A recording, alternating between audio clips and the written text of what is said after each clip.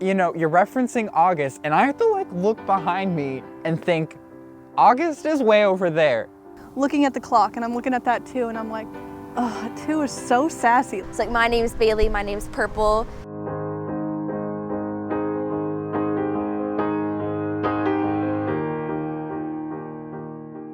Well, I have what you call spatial sequences. My type of synesthesia is object personalities. My form of synesthesia is sound to color synesthesia.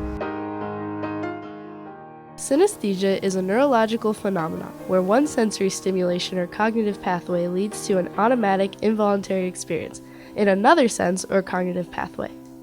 Synesthesia comes in a few different forms, and even within a form, each person's experience differs.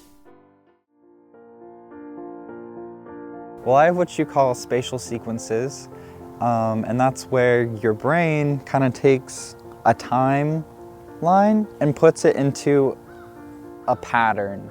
So basically, for my year, July is like way over there, January's right here, December's over there, August is way over there, and it kind of just goes in this little circle. My type of synesthesia is object personalities.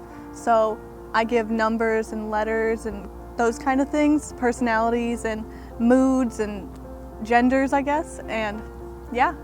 My form of synesthesia is sound to color synesthesia. So I hear sounds and I see colors in response to them. And also I have grapheme synesthesia, so I see like shapes with colors too. So on a day-to-day basis, I see color in everything. I can't control it, so everybody's voices, music, sounds, everything has color to me. And so since I see it so frequently, it just kind of goes to the back of my head. Like I don't really, pay much attention to it. It's not like everything is so distracting because I'm seeing all these colors. But it makes life more enjoyable. I think it adds a little spark to life. Well, on a day-to-day basis, anytime somebody's planning something, I have to think about that location. I pretty much just plan in the space around me. So if somebody brings up something, my memory will just like feel like it's way over there. And I'm like, okay, yeah, it was probably in June, July area. Basically all my memories are just stored into that space too. So I just kind of mentally walk myself over there and just kind of look around, and all these memories will pop up around that location, and that pretty much helps me where things are and stuff. I don't know. K is like, woo! Woo! And look at it. It's just like doing a little own thing, jumping, having fun. It's happy. It's really happy. And it's just like out there, like sticking its arms out like, I'm K! Woohoo! Okay, 3 has a distinct face. So ugly. Okay, but 3 is so annoying. Oh my God. He's really needy and he's like, why are you not doing this for me? Why? When I looked at the alphabet, S and T had like this conflict, and S would bully T. And I don't know, I guess it's because they're facing each other, but S has a really like mean, cruel attitude, and she uses her curves to get what she wants. She's so sassy. And then T is just this lanky little boy who wants to fit in, and he's like, I don't know what I'm doing wrong. I had synesthesia my entire life, so I never really thought that I was different. I thought everybody had it. It wasn't until I was in 8th grade that me and my friend were sitting in gym class, and we were just kind of bored, and I turned to her and I was just like, so Tammy, what color is A to you? And she was like, what? And I'm like, what color is A? And she's like, I don't know what you're talking about. And I was like, come on, don't play stupid with me, what color is A? And she's like, no, Bailey, really, I don't know what you're talking about. And I got really kind of freaked out, like what's wrong with her, or what's wrong with me? I didn't know.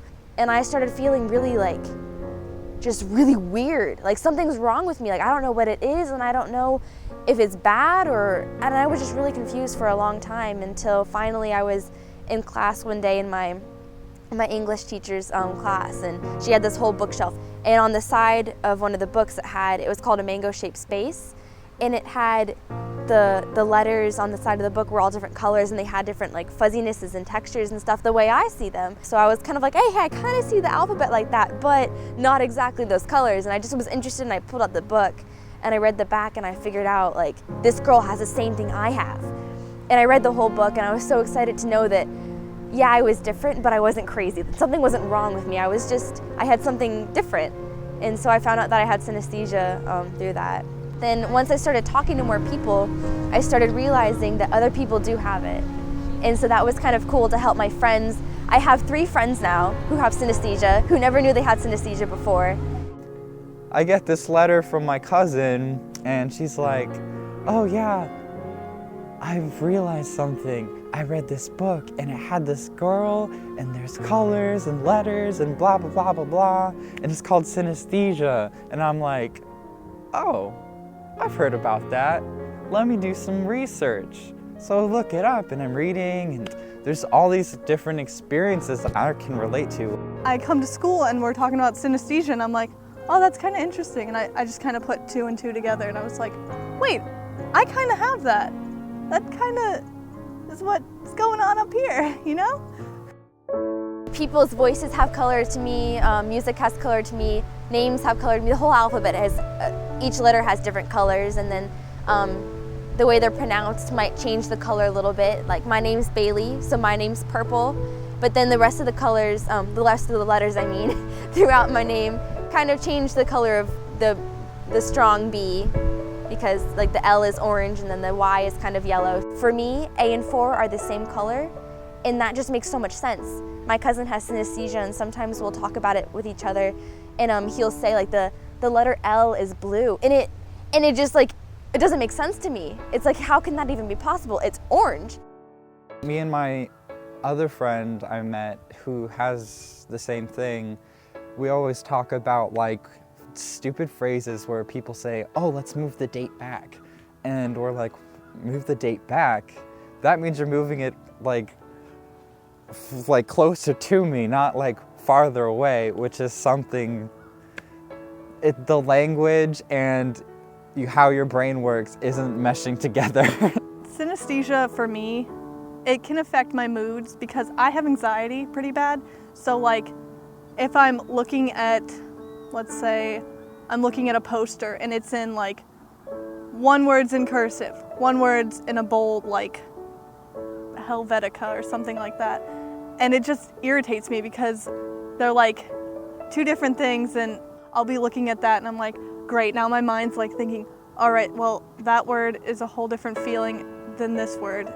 When a letter is a capital, it has a whole different like adult feeling to it sometimes.